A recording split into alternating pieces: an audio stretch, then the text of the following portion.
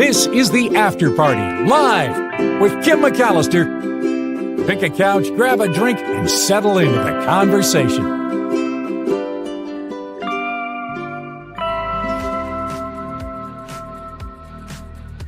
Of the After Party Live. We made it. We made it all the way to the after party, and here you are. And what a great way to settle into the weekend or slide into the weekend, because Tim Sika at the Movies with Tim Sika is on the way in. He's got some great movies along with a classic movie recommendation of the week and a story out of Half Moon Bay about the police trying to kind of wrestle down this loose bull, and they had to call in a cowboy for help. So we'll get to that story as well.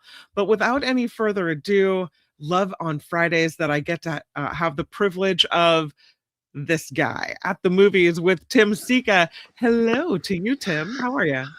Hi, Kim. I'm doing very well. How are you doing? Excellent. We had a discussion about you on the Mark Thompson show, and I did mention that you were the president of the Critics Circle.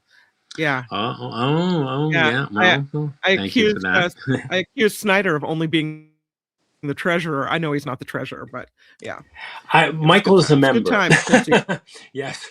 Oh, he is a member. There you go. Yes, he is. He's a member of the San Francisco Bay Area Film Critics Circle. Yeah.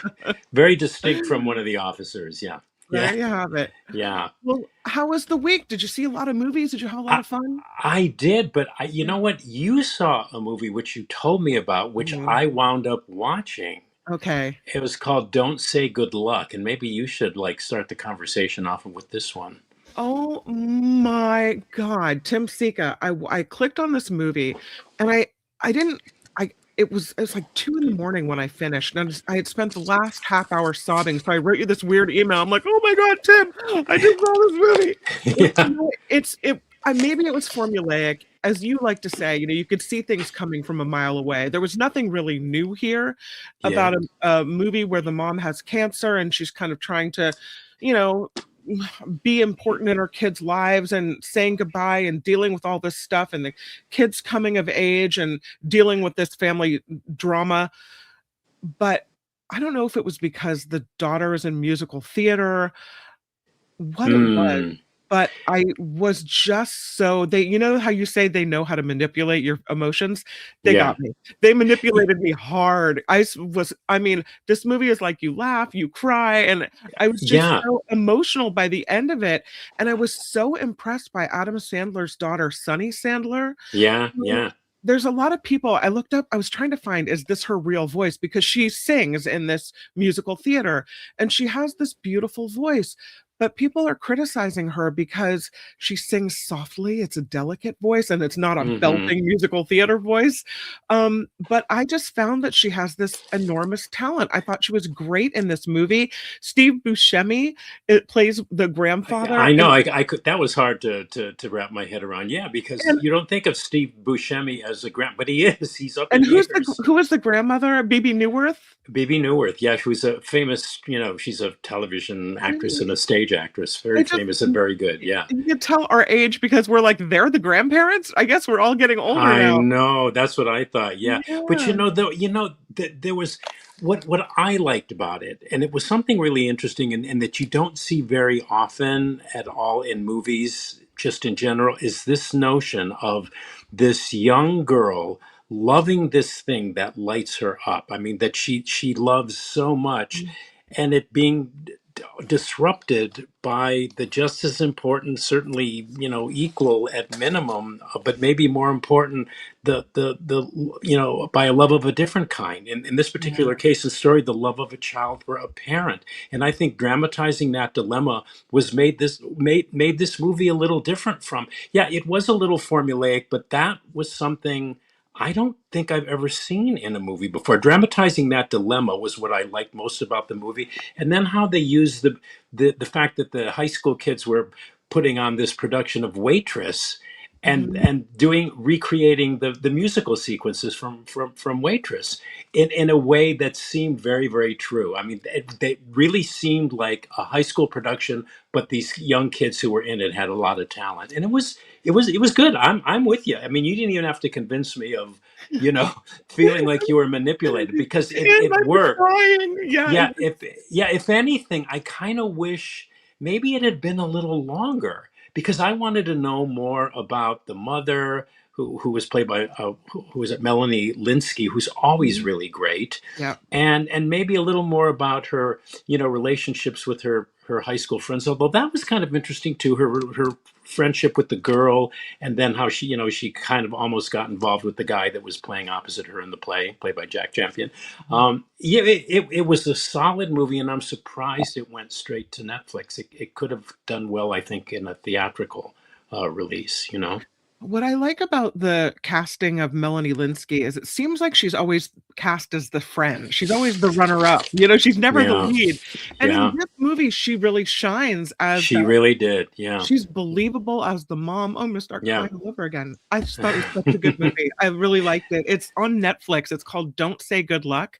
Yeah, And just be warned, it's very emotional and it will make you very, very, yeah, yeah. yeah. But it's a good one. It's a And good you one. you know what else about the criticism of Sonny Sandler? When you're doing a movie about a high school production, Hmm. I think it works to have a voice that isn't professionally trained because high schoolers are not. You're not gonna go to a high Yes. school musical and it's not gonna be like you're on Broadway. So Right, like I like in yeah, con yeah, like yeah, in contrast, the Disney cookie cutter movies that have these young kids who sound like Barbara Streisand. They have these yes.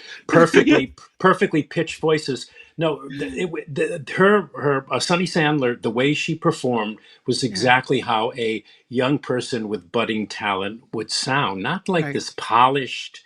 And she was, I mean, she sang on key. I mean, I don't know, she didn't have the vibrato and the training, Yeah, but she had the heart, and it was her voice was very yeah. pure. And I agree with you. She was terrific. And your heart I really went out to her. I think she might be a bigger star than her dad.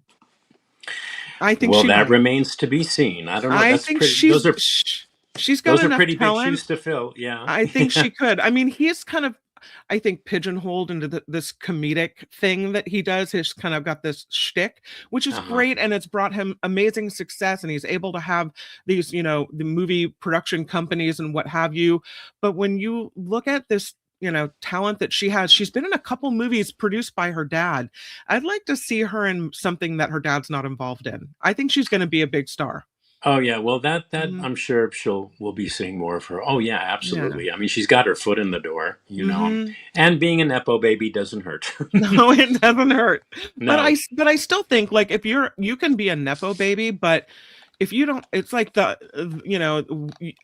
opportunity comes, but if you don't have the talent to back it up, then you're Right. gonna drop that opportunity. So it might open doors for her, but if she's not good, it's not going to matter. You know what I Yeah. mean? Yeah, yeah, Oh, absolutely.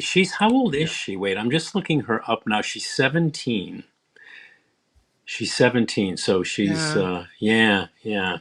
I think Born on she's the November younger 2nd. she's the younger daughter. There's two daughters. Yeah, there's another Yeah. one. Yeah, that was Mhm. in some. Yeah, I can't remember the movie, but Yeah. yeah, no, I'm on board with you. I agree. I Yeah. agree with everything you said about her and the film. Yeah.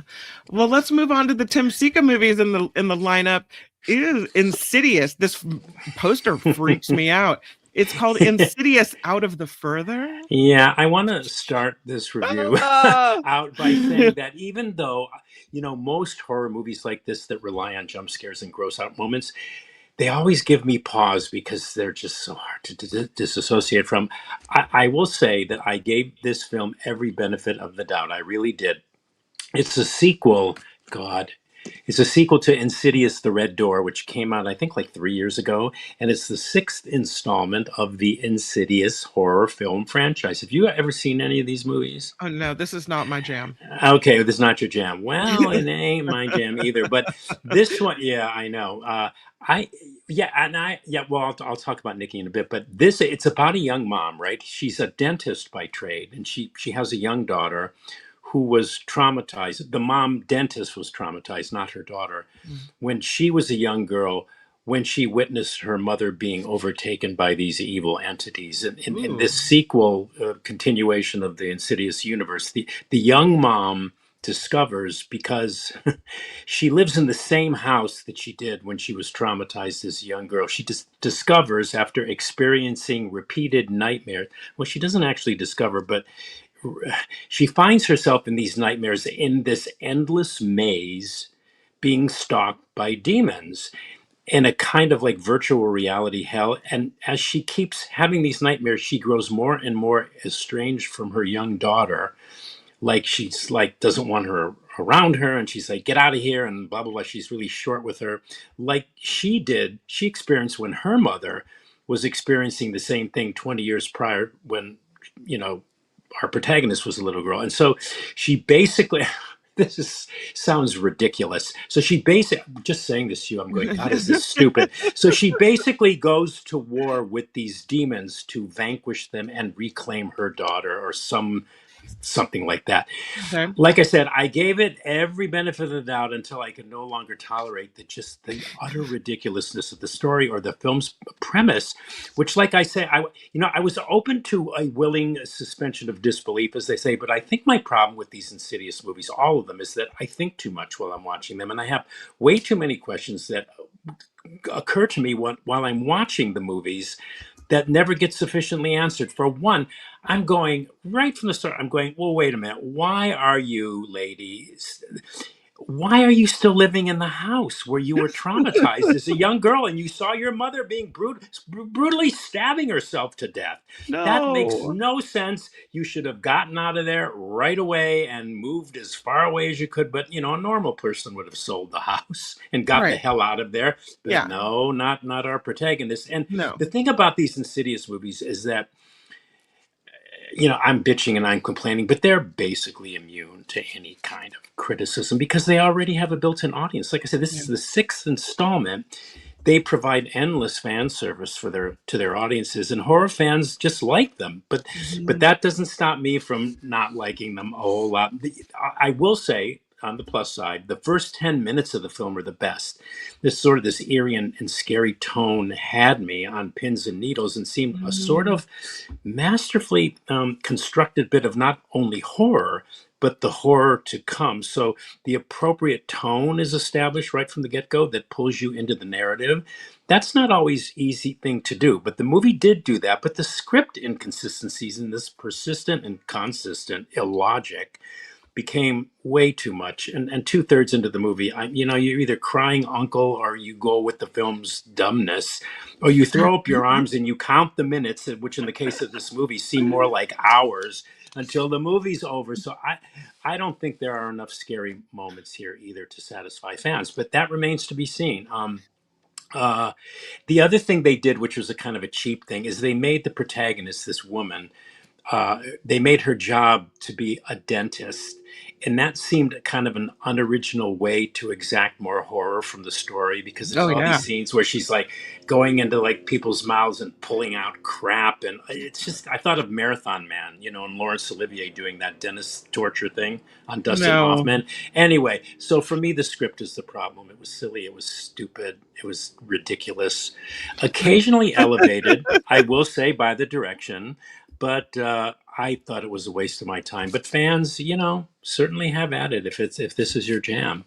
So it's the same. I mean, I think Yeah, you have to set aside your common sense with movies like this. It's the same thing with the common horror scene where somebody hears a noise or some weird thing happens and they go into the basement. You're like, at yeah, this point, why are you going into the basement? You're never, yeah, you know what's going to happen. yeah, yeah. Well, this movie had Why are you dozens still of living in those the house? moments. Right. Yeah, yeah, and it's funny. Hitchcock, in his movies, he had situations where only in retrospect do you think, oh, that really did make sense, and why did they have to do that? But the difference between a Hitchcock and the director of this film, which I can't remember, uh, the difference between them is that one is a better storyteller, and one can of course the Hitchcock scripts were far superior to this one, but it, like I say, it had its moments, but nothing really ever took you out of hey, wait a minute, this doesn't make sense. All the way through, you're going, this is crazy, and it's getting ridiculous. And there's a moment where the protagonist, the gal, the dentist, who has the daughter, she goes to see some psychic who instantly understands what she's talking about these demons in this other dimension. And I'm going, please. I almost went out and got a popcorn during that sequence, but I never eat during these movies. So, but that, I mean, it's just, forget it. Forget this movie. Yeah. Some conflicting comments. Oh, Luis says Insidious movie plots are pretty stupid. They make Jason Statham movies look like The Odyssey. oh, we're gonna talk about a Jason Statham movie here this week too, which I kind of liked. Yeah. Elise, who's an awesome baker, by the way. If you ever need cookies sent to your house, Elise, Oh, I'll hook you up with Elise. She okay, says, great. I like the first couple Insidious movies, but I'm a horror gal. So clearly this Well, is the audience that you're looking for, right? exactly. But Mhm. the first couple of Insidious movies weren't bad as horror Yeah. movies. It's just they keep stretching them out ad infinitum. This is the sixth one. It's like it hardly had any relationship to the other films. Well, no, you could make a case that it did have some never mind. Yeah, see, there we you go. you sparked a discussion over the love or hate of dentistry in the chat. Nolafidian writes, "My favorite dentist is the one in a Little Shop of Horrors." Yeah, that was a Yeah, great. Yeah, yeah. yeah. Well, that was done for pure comic purposes. In this movie, it's just total gross out. No, gross. Uh, No, no, no. I'm not gonna try. I'm not even gonna describe what happens in that dentist chair to some of these people. Ugh. In addition to the basement and the dentist chair, we have where's the comment? Something about don't take a shower either. Here it is. Yeah, it's also the shower, right? You never take a Yeah. shower. Don't live in the house. Don't go in the basement. Don't get in the shower. Yeah. No, no, not if you're the Mhm. only one at home. Yeah. No. Your next movie is a Jason Statham movie, and it's called Mutiny. Mutiny. Yeah, I saw a lot of films the day I saw Mutiny, and I have to rather embarrassingly admit, its visceral violence really woke me up and really gave me this jolt of, I think, needed adrenaline. So I don't know if that means it's a good movie, but Mhm.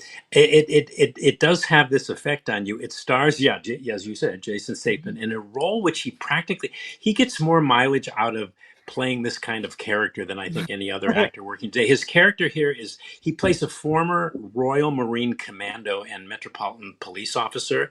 He's now a bodyguard to a wealthy business owner. And here, once again, he plays a virtual killing machine. But he's a killing machine for good, right?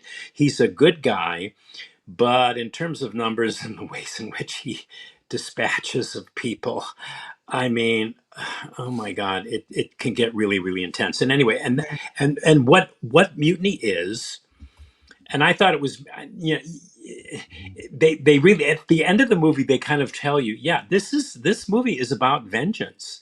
This is what you're getting off on. This guy getting vengeance. It's a vengeance action thriller. It's about this guy Statham plays wrongfully accused of a crime, and he sets out to get those who did this to him. Mm. And Jason Statham is the guy to do this. In all of his hyper masculine, testosterone driven glory, as he has virtually played the same character in nearly now almost every one of his past like half dozen or so films that he starred in. But in the process, as he is a killer for good, in Mutiny, of course, he saves this female federal employee and a whole bunch of men and women and children being smuggled into the country for sex trafficking. Oh God. So that kind of makes you go, yeah, these mother effers should really get what's coming to them, because the lion's share of the action takes place on this container ship, which really makes for a lot of tense action and killing because the area is so restricted. And it again, like you were saying this about Don't Say Good Luck. This movie is nothing new. It's Mhm. one of those movies too that I question if it's a good thing to even like subject yourself to, because you're rooting for this guy because Mhm. he seems to be doing all of this splatter killing for a just cause, but it's still, it's Yikes. like old Bible Testament, an eye for an eye, and it's just this the morality of the thing I question, and how great it makes me feel every time his character eviscerates some bad guy. I don't know if that's a good reaction to have. I don't know if No. it's a good one to keep, like, pushing on. It's certainly emotionally satisfying. I mean, Mhm. really, I'm what they yeah what the, this cargo. Well, I don't want to. That's a plot point I shouldn't give away. Anyway, I recommend this movie because it works. It delivers on its premise. It's entertaining, and it was also invigorating. So there you have Mutiny. I mean, if you like action movies, you won't go away dissatisfied. This movie has all that makes action movies popular. Does it seem to you, or maybe I just haven't watched enough old action movies, but does it seem to you like the killing keeps getting more and more over the top? Oh I yeah, more and mean, it used more. to be like some guy got shot, but now it's like some guy's head explodes and then something else runs over it. Right. Like, I mean, more and more and more, it Yeah, yeah, seems to be more horrible. yeah. It's almost because, like, yeah, people are so used to the extreme that they seem like they have to get more extreme. In this movie, the guy use I mean, they use hooks, they use axes, they use blunt instruments. I mean, they use wire. I mean, it's everything you can think of is used to not just kill people, but basically to just eviscerate them. Anyway. No I don't thanks. know. Yeah. So yeah. I mean, I don't know. I don't know. Yeah, I'm recommending this movie. It wasn't boring. Let's put it that way. And it makes you forget about your humdrum life. I mean, watching this guy do all this stuff, to vanquish these horrible, horrible, uh, disreputable people who are doing these horrible, horrible things, breaking the law, exploiting people. Oh, anyway, that's Mutiny. Mutiny. You know how this will go down in my house for Mutiny? Yeah. I will. There's a bigger picture of it. Yeah. I will probably watch it on a when it comes to streaming with my Uh-huh. husband, and we'll sit down and Uh-huh. he will watch it and I will half pay attention and I'll be looking at my phone as the worst killings happen. But Yeah. I can't do that in the theater. So we have to watch it at home so that I can look away, you know? Yeah, so you can look away. Yeah, yeah, yeah. In a movie theater, Yeah. it's hard to do that. I mean, you can close your eyes in a movie theater, which I did a number of times watching In the this. movie theater, he'll say like, "Put away your phone," and I'm like, Yeah, "No, I don't want yeah, to." Yeah. yeah. I know. Yeah, yeah. Pretty intense stuff. Yeah. The next one is called Late Fame. Is this the right movie poster for that? Yeah, is that Okay. Willem Dafoe in there? Yeah, yeah, yeah. Okay. I saw this movie months ago, and I misplaced all my notes I took on it. So I'm I'm going to try and convey how good I thought this movie was and why I think people should go see it. This movie explores. It's called Late Fame, and explores this notion of newfound fame and the impact that this newfound fame has on this guy who's played by Willem Dafoe, who is always great. He's great in this movie. Mhm. His character works as a postal employee by day, and he has for several decades, following the publication of a book of poetry that he wrote in 1979. The story takes place in present day, which and the publication of the poetry book received little notice after it was published, and it had long since been forgotten. But the movie opens with where it's rediscovered by this group of New York bohemian artists or wannabe artists, because a lot of them, in my opinion, were posers, who find out where this guy lives and who basically search him out to communicate to him how great they think he is as a poet and how profound an effect his work, even though it was like decades earlier, has had upon their own young Oh, lives and aspirations. So it's an interesting premise. The screenplay is based on Arthur Schnitzler's posthumously published novella of the same name. Arthur Schnitzler, say his last name 10 times I fast. know. I was going to say, Yeah, wow, that was a really Hi- great sentence you got out there. yeah, his book Tromneville served as the basis for the screenplay of Eyes Wide Shut. So he's Mhm. an interesting writer. And okay, why did I like this movie? It was rife with meaning, this movie, for me. There's lots to unpack in it thematically, just starting with the title, Late Fame, this idea of recognition arriving late in a person's life when they least expect it, and when they're closer to the end than to the beginning, and how it comes out of the blue. It's about the sort of like the desire that we all have to be seen, maybe more about what happens to the psyche when Mhm. that desire to be seen is finally fulfilled. I don't know. It's a timely story, I think, too, that speaks to contemporary creative culture where recognition is often so immediate, like on TikTok and stuff, and followers and all that stuff. It's about the relationship between art and ego, which is an Mhm. interesting wrinkle. The script really takes a shot at the artist as poser and Mhm. artistic pretension, which I loved because I surround myself with a lot of opinionated people and critics. And folks will immediately see what I mean if they watch this movie. And a lot of what I'm saying is just by memory. I couldn't find my notes, and I wished I could have seen this film again before I was going to talk about it. But it also poses questions like, is quote unquote recognition something artists should go after consciously and seek, is that is that beside the point of creating anything? And does recognition in terms of the artist and creativity, does it actually change anything essential? And ultimately, like the next film on our list, which we're going to talk about, this is a story about everyday death and change, and coming to terms with the passage of time and how that passage of time impacts on us emotionally. The acting is terrific. The script is amazing. And bottom line, I found it to be one of the best and, for me, most memorable and satisfying films of the year. So I Yeah. wholeheartedly recommend it. It opens in theaters today. It's a thoughtful film, but it's entertaining. It's not, even though it addresses some really deep thematic issues, it's not preachy, and that stuff just comes out of the drama, so you don't ever feel like you're being preached at. You're interested in this guy and what he's doing, how he's reacting to this fame, and how it like affects his everyday sort of mundane job at the post office, where he Yeah. works with just regular guys who he goes after work and hangs out at a bar, and that's juxtaposed with this group of bohemian New York artists who are very intellectual. So it's just a very, very, very interesting movie. What's interesting is another interesting thing is that I looked this up this movie poster and it said 2005. So I don't know if this movie's been floating around for a while and like now Yeah, coming into yeah, its own. yeah. Sometimes there, it got a good festival run, Mhm. and I think the next one I'm going to talk about was actually at the 2005 film festival. But sometimes it just takes a while. Sometimes the filmmakers will hold out on whatever deal they want to get the best deal they can from their movie, and Okay. they may get offers like from different studios and stuff, but they may just say no, I'm going to hold out for more. And Mhm. sometimes it takes a year or two, but Mhm. for their film to reach the public. But like Interesting. the next one is like that too. The next one I think was at South by Southwest in 2025.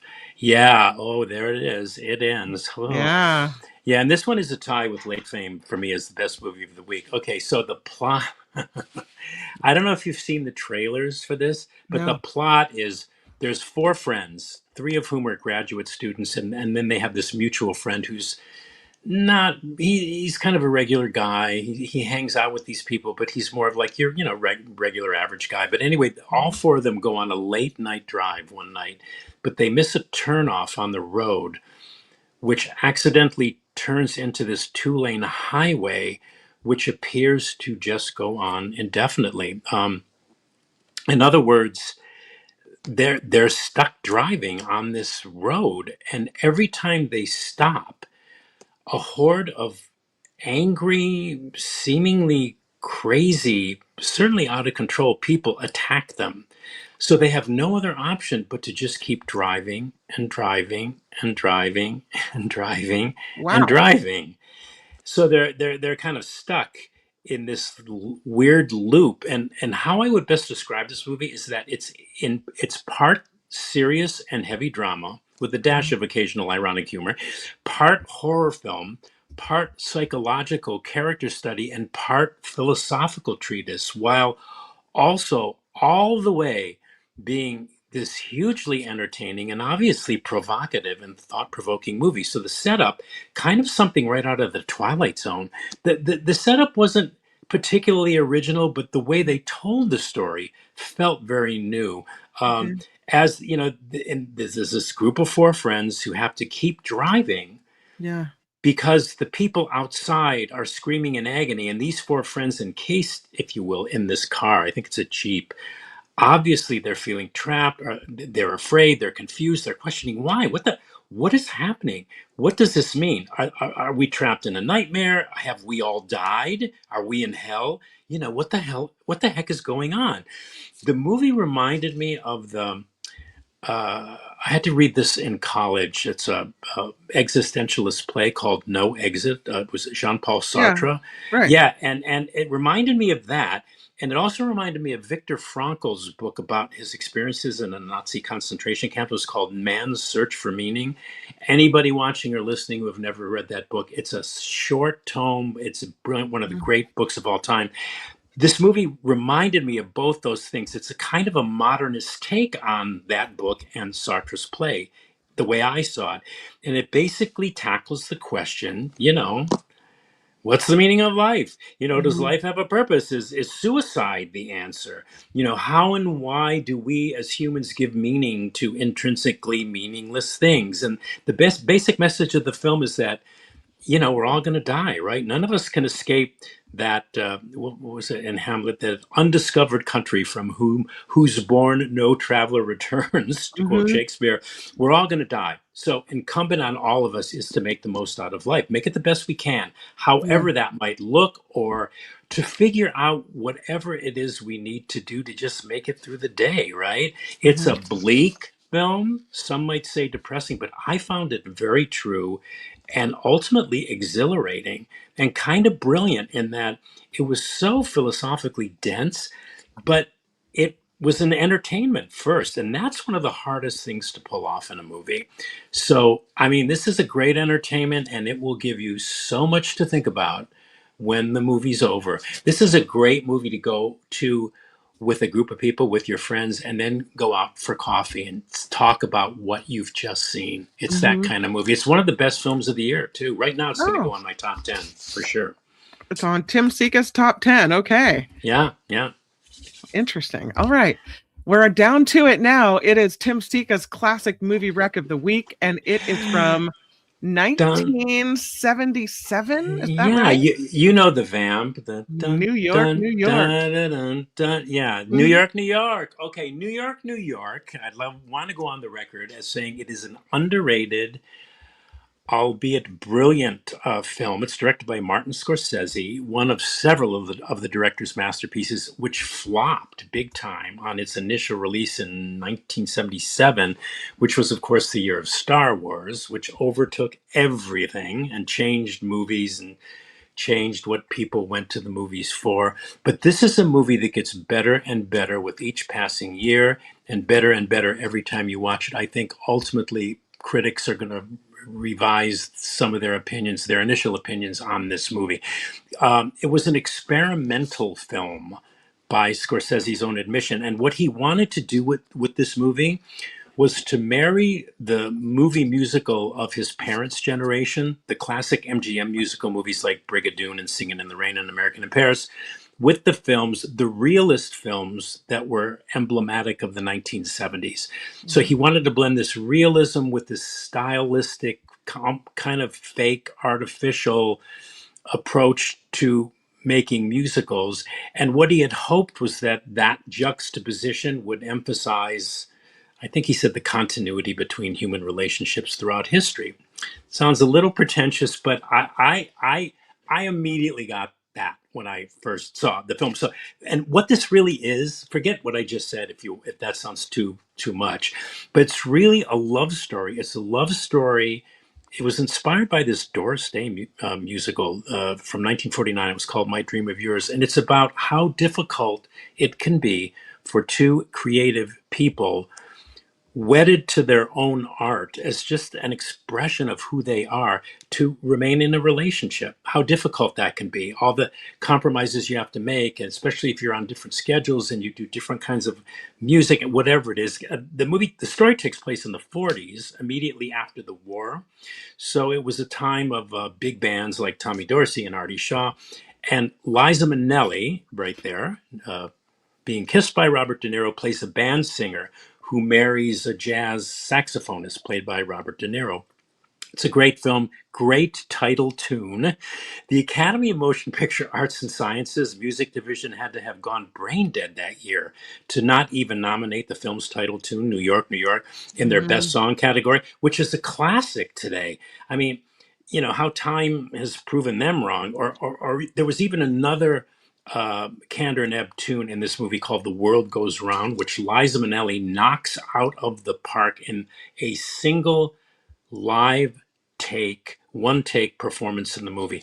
That performance is worth the price of admission alone. But both performers are great. Everything about New York, New York is great. Everything from its production design to its cinematography to its acting, and Minnelli's musical performances are particularly top notch. So it's an amazing movie, which audiences at the time just didn't know what to do with. But I just want to tell people who haven't seen it, who are watching, to check it out if they can. You can rent it on Amazon Prime. And it also, I mean, for people still collecting physical media, I know a lot of people maybe aren't doing that. I still do. It just came out in a restored 4K version, which you can purchase on disc, which I happen to purchase on disc.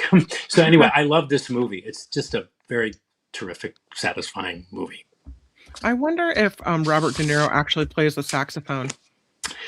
Well, he studied with this guy, famous saxophonist called George Old, Auld, I think is the way it's pronounced. And he didn't play, but he's such a method actor. He absolutely insisted, and I guess drove Georgie Old crazy. He insisted on learning the exact fingering of the music that he was playing. So if you didn't know, you would swear he was actually playing. Wow. The technique that he had mastered is just typical of De Niro. I mean, he's so great at doing that kind of thing. That's He cool. he plays an unlikable character in the movie, which the movie was criticized for. He said, "Oh, he's such a heel and everything," and what he did to Liza, what he did to his wife. But nah, that to me, that's kind of a simplistic way of looking. He was a difficult character, but great. I mean, both of them should have won acting awards that year, but because the film just kind of came and went. It was the original cut was like 4.5 hours. Then they cut it down. I think its theatrical release was cut to like 2 hours and 20 minutes. And then at one point, Scorsese was able to repurpose it, reconstruct it to, I think it's like a 2 hour and 48 minute runtime, which is just about right for this movie. Murphy says his solos were performed by George Auld, saxophonist, who also appears in the film. Yeah, that's cool. Yeah, he's in. He is. He plays. He plays one of the band members of Mickey Hart's band. Yeah, right. Yeah. Excellent. Okay, we're recapping it, my friend. Here we go. All right. The first movie, I'll add it to the list today because we talked about it so much. Yeah. Don't Say Good Luck. It's on Netflix. It's starring I don't want to say Adam Sandler's daughter, but this is Sunny Sandler. You liked this movie too. So did I. You wanted to know more about the mom in the plot, but you said it's a solid movie. You're surprised that Don't Say Good Luck went straight to video. And like me, you recommend this one. It's on Netflix. It just came out. Don't Say Good Luck. I warn you. It's a tearjerker. Yeah. Right, you have your tissue handy. What's interesting too about the title "Don't Say Good Luck," we should say that the mother says to her daughter, who's going to appear in this high school play, she goes, "Good luck," and the daughter says, "No, you're not supposed to say good luck. You're supposed to say break a leg." And the mom said, "But it makes me so sad to think of you breaking your leg." Yeah, right. Insidious, the sixth installment in this horror movie franchise. You said it's ridiculous. You gave it every benefit of the doubt. You said you might think a little too much while watching these kinds of movies, but It makes no sense. Like, why is she still living in the trauma house? You couldn't get that out of your mind. You do not like this series of movies, but you realize it does have a built-in audience. For the first 10 minutes, you said that's the best part of the film, but the script inconsistencies just ruined this movie. You said silly, stupid, ridiculous, waste of time. Skip it. Yeah. That's what you said. Mutiny with Jason Statham. You said this is an intense vengeance action thriller with very gory killings, but yet emotionally satisfying. It said it makes you cheer for things that are of questionable morality, but the movie's not boring, and you actually recommend it. It's called Mutiny with Jason Statham. Next movie on the list is called Late Fame. And you like this movie. You said it was rife with meaning. The idea of recognition arriving late in life when you least expect it, how it feels when that desire to be seen finally comes along. Should you even be seeking recognition? Does it change anything? All of these questions you thought were really interestingly answered or discussed in this movie. You like the idea of whether something is done by an artist or whether you're an artist or a poser. That was brought up in this. You said the acting is terrific. The script is amazing. It's very memorable. It's a satisfying film.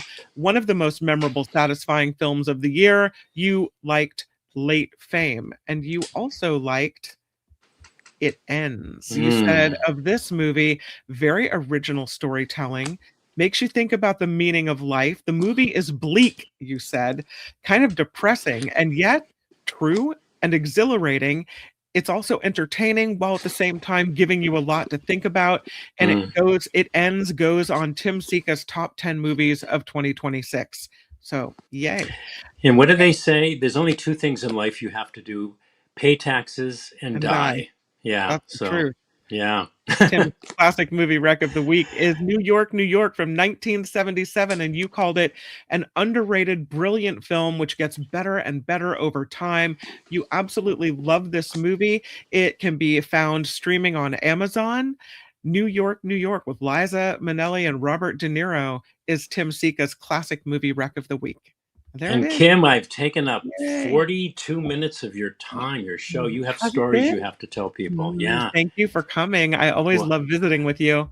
Oh, thank you. It's mutual. And I love that you let me run on about all these movies. I really appreciate it. I love that you come and do it. It's one of the most popular segments of the week. You and Trivia Thursday. This is why people come back to the After Party Live. So thank you. Wow. Thank you. Thank you. We'll talk next week. You have a good weekend. Absolutely. At the Movies with Tim Sika. Thanks, Tim. You're welcome, Kim. Bye. Love to have Tim coming. And I love how it really inspires a big discussion in the chat as well.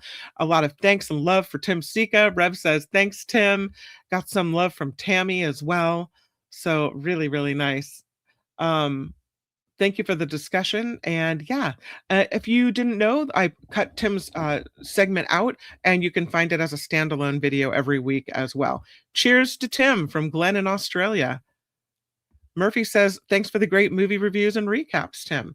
Lots of love for Tim. Love from Yvonne as well. Awesome.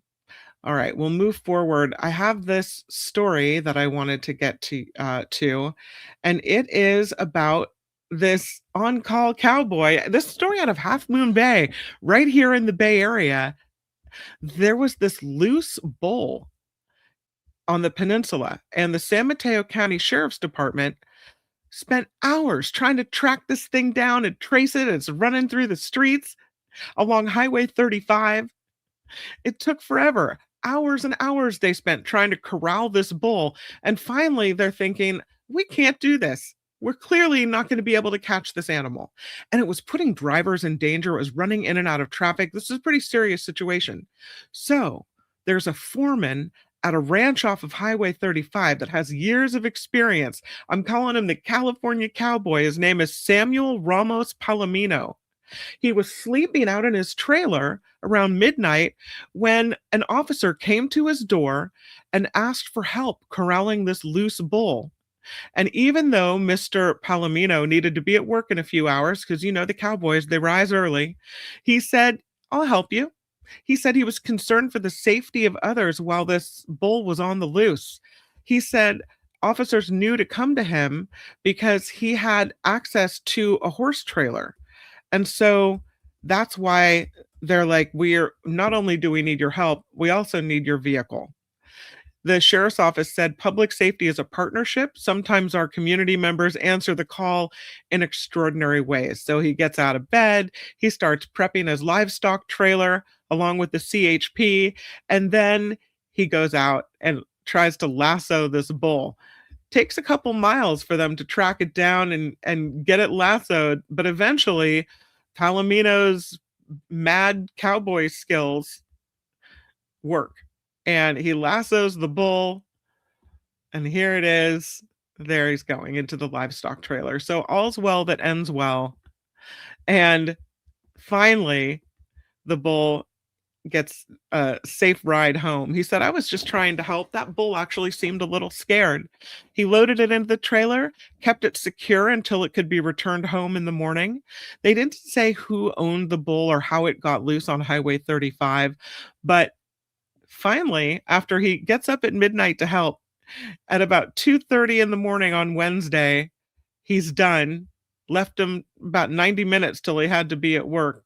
But the San Mateo County Sheriff's Office is appreciative. They said that his actions likely prevented a serious collision or injury along Highway 35, protected nearby community members, first responders, and protected the bull as well.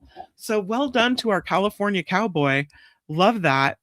Again, his name is Samuel Ramos Palomino, who's a foreman at this ranch off of Highway 35, Seahorse Ranch. So appreciate him for getting involved in doing all of that. There is a story I saw about this guy. He looks like a normal average fella.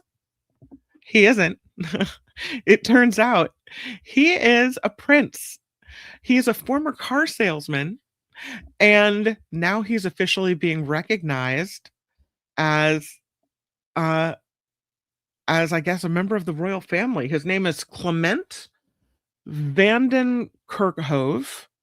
Clement Vanden Kerkhove, and he officially has joined the royal family this year. They did it in a town hall ceremony. It was held in February, but it wasn't disclosed until this week. And that ceremony was required for him to become a prince.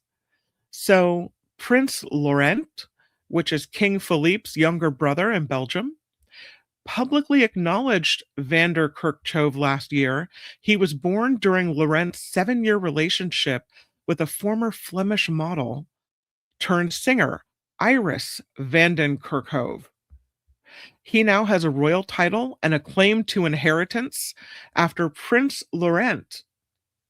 He's not included in the line of succession, though.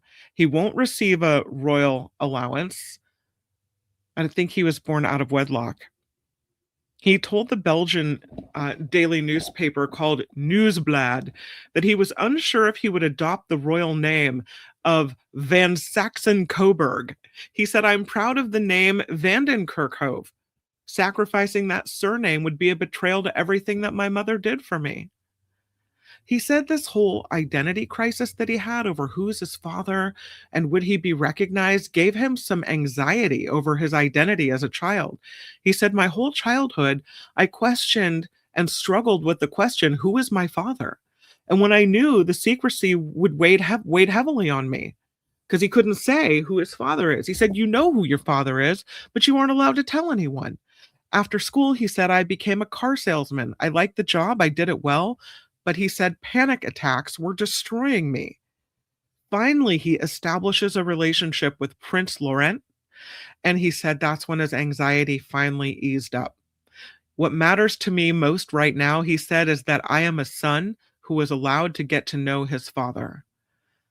They share a love of cars, he and his father. Prince Laurent married British-born Claire Louise Coombs, and they actually have 3 children together, and those are officially the children that are in the line of succession to the Belgian royalty. But yeah, he is he is the new Prince of Belgium. after all of these years and after all of this time. Speaking of odd, weird fathers who are secret and don't recognize you, there's this. I have this is a story with video, so please bear with me for a moment while I bring the video up. But this is a movie about, or a video with Darth Vader. I'll probably get demonetized for it as well.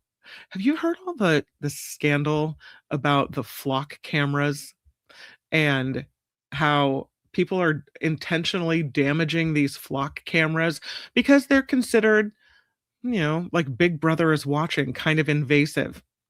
Well, in San Diego, they had a city council meeting, and this guy dressed up like Darth Vader spoke before the city Thank you. council. It's been a great day. Love to all. Thank you. Darth Vader? I love like that's how he signs his name on the list of speakers.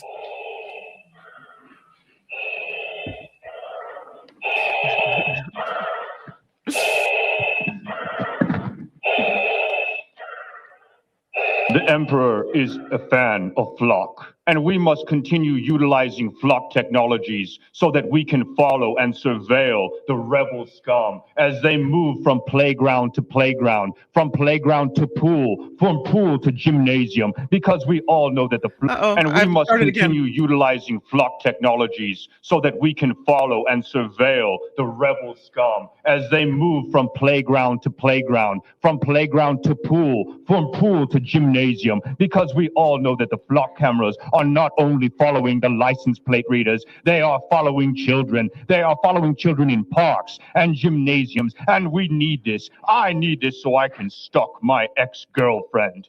Also, it should be known that the people of this town, the pools that want their storm drains cleared, they should not have their storm drains cleared. Because in order to do that, we will have to raise taxes. And how will the people trust this city council when this city council continues to vote for surveillance technology that imprisons them? Miss Campbell, you must work on your Jedi mind tricks. Do it like this. And when you do it, make sure that when you're double speaking them into telling them that police services have become more humanitarian, make sure that you don't emphasize the detail that you put a ban on camping. You put a ban. You made criminalizing homelessness illegal, and that is why there is no such thing as humanitarian policing for the homeless, because we have effectively criminalized homelessness, which is good. Now we can fill our jails with free prison labor, especially like that of the Otay Mason Detention Center, where they are making $1 a day for working for 12 hours. And there have been multiple cases of tuberculosis. Yes, and this is good. This is what the Emperor needs. This. You get the point. But it's kind of ingenious because you don't get the attention and the press unless you do something so weird and outlandish like this.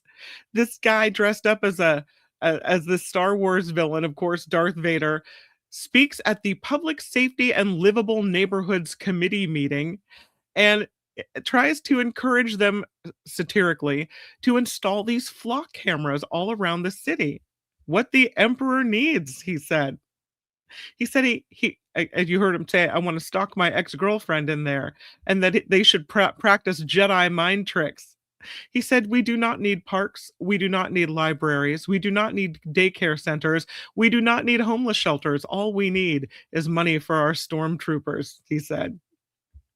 I don't know if it's taken seriously, the words coming out of a guy dressed like Darth Vader, but definitely entertaining at the San Diego City Council meeting there.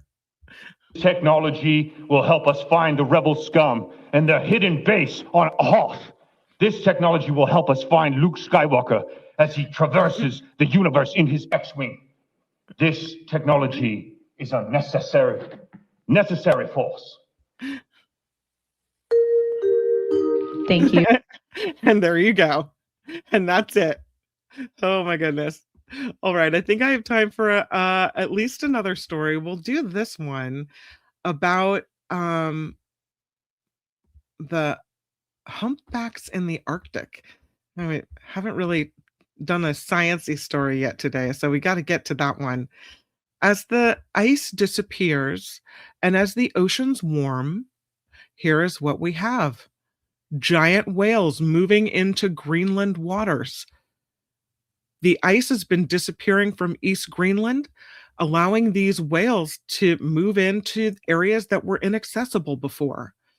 There is a study that has been ongoing for decades, and it has recorded and filmed hundreds of whales like humpbacks, mink, and fin whales, the big ones, feeding in ice-free seas along the coast of Greenland in the summer. And it used to be historically that these whales were not found in these areas. They were locked out of coastal waters by the ice. But now, as the climate change warms the sea and the ice melts away, the whales have adapted. And scientists say there are seasonal Arctic feeding frenzies, and it's all according to a shift in the ocean environment along the coast of Greenland. Found the story in the BBC. They say the change is dramatic. These ship-based surveys in the region didn't record a single humpback whale sighting there until 2006. And according to this BBC article, in 2007, 7 humpbacks were seen there. By 2024, there were 150 ship-based sightings of these giant whales. During the researchers' studies during the summers of 2015 and 2024, this is a group. They did aerial surveys of baleen whales, which includes fin, mink, and humpbacks. They combined their information with the tracks of 15 satellite-tagged whales, testimony from Inuit hunters, and they said it all kind of builds this story of a major ecological regime shift. Now, an estimated 4,000 humpback whales, 6,000 fin whales, and 6,000 mink whales have visited the Greenland Sea in the summer of 2024. So we went from none to thousands. Crazy. There's a professor, his name is Heidi Jorgensen from the Greenland Institute of Natural Resources. He spoke with the BBC. He said the changes in the region are probably the most radical of any seen in the subarctic, driven by rising sea temperatures and the availability of food. That the whales appear to be feeding on fish that have moved into the warming waters of East Greenland. They think the whales are eating about 800,000 tons of fish and krill during a summer feeding season. And they don't know if the changes affect an overall increase in populations of these whales or just a redistribution from other areas. But the whales seem to be adapting and maybe benefiting from this change, whereas other Arctic species are in trouble because of it. Narwhals and belugas are now sharing a habitat or even being displaced by these other whales. So that's the latest on the coast of Greenland. Things are changing big time. I have time for the lotto of the day, and it's a great way to slip into the weekend, I think. This story is about a random lottery ticket selection. You know, just playing the lotto. This Arkansas lady, she went up to a vending machine and just chose a ticket at random. Didn't matter which one. Her name is Bonnie. She told the Arkansas lottery officials she was at the Kroger in Blytheville when she went up to the vending machine and selected a scratch-off ticket at random. The 50 times or 50x ticket turned out to be a $100,000 winner. Good job, Bonnie. She said, I just pushed a random button. I didn't realize it would have such a big prize. And she said, I'm still shocked. Her first call was to her husband, who needed some convincing that the ticket was real.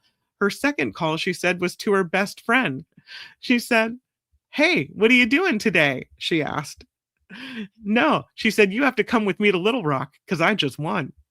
Her prize money will go into savings for the time being while she figures out what she's going to do with all that extra cash. $100,000 for Bonnie. Gotta love it. Should I do one more story? I'll do this one because this wacky little story involves a clog, a clog, a clog car, and it goes really fast. It's the world's fastest motorized clog shoe, ends up exceeding 70 miles per hour. Driven by a Dutch TV host to break a Guinness World Record for a motorized shoe. I'm telling you, the categories of world records are wacky. His name is Klaas van Christum. He's got a TV show called Klaas Can Do Everything. He decided he wanted to create a record-breaking vehicle. So he reached out to this guy from the UK who set the record for the fastest motorized garden shed in 2025. And this time they decided to use a Dutch wooden clog as their inspiration. So they used the frame of an electric go-kart as the base for this shoe. The shoe is made from polyester and fiberglass. And when he got behind the wheel at the Breda International Airport in the Netherlands, it reached a top speed of 70.05 miles per hour. And that was enough to earn him the Guinness World Records title for the fastest motorized clog shoe. Congratulations. You needed to know that, right? I'm surprised it goes that fast, honestly. You look how low to the ground it is. I mean, it looks like it's scraping the ground almost. It's hard to believe that, that it could actually do this. So next week, I've left a bunch of stories in the can. I've got a story about a skin cancer vaccine. Can't wait to tell you about it. Also, a story about otters now being used to detect human remains in water. So they're pressing otters into service. Talk about that on Monday as well. But I hope you have a really, really good weekend. Maybe you watch New York, New York. Maybe you'll go see a big, big movie. Maybe you'll watch the tearjerker, Don't Say Good Luck on Netflix. Whatever it is, I hope you have a really good one. I do want to thank Glenn, who throws in a couple Australian dollars, as he does quite often. He wishes us all a wonderful weekend. And Glenn, I wish you a wonderful weekend as well. Thank you for being here, and thank you for the contribution to the After Party Live. I also want to thank everyone who contributes to this show via PayPal. A lot of you set up that monthly, contribution, and I couldn't appreciate it more. It's the reason, after all this time, after 3 years, that you have kept this show rolling. So really important, really truly appreciated. The most recent contributions come from Wes, who today contributes yet again, as he did yesterday. The top two from Wes: Amy P, Meredith D, another one from Wes. Really, thank you very much. And thank you to everyone who's contributed stories. Got some from teacher Lori, some from Walter. Really appreciate that. And the wonderful emails that you send as well. You can always find me at kim@theafterparty.live. There it is, kim@theafterparty.live. I hope you have a really good weekend. I'll see you back on the Mark Thompson Show on Monday. And that is when we have so many interesting guests coming up. Sarah Kenzier will be in the house, Sky Perryman, David Schuster. So it's going to be a great Monday show. And I do hope to meet you back here on YouTube. Have a really good weekend. Thank you, Glenn, for my favorite show and my favorite friends. Aw, love that. Really appreciate it. Make it a great weekend. Absolutely. For now, bye, everybody. The After Party Live would like to thank the following contributors and viewers like you.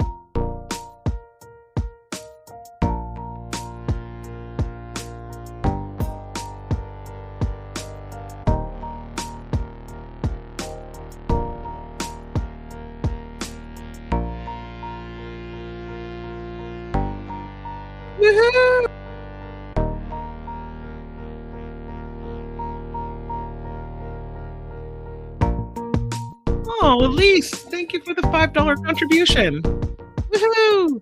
Really appreciate that. Very kind.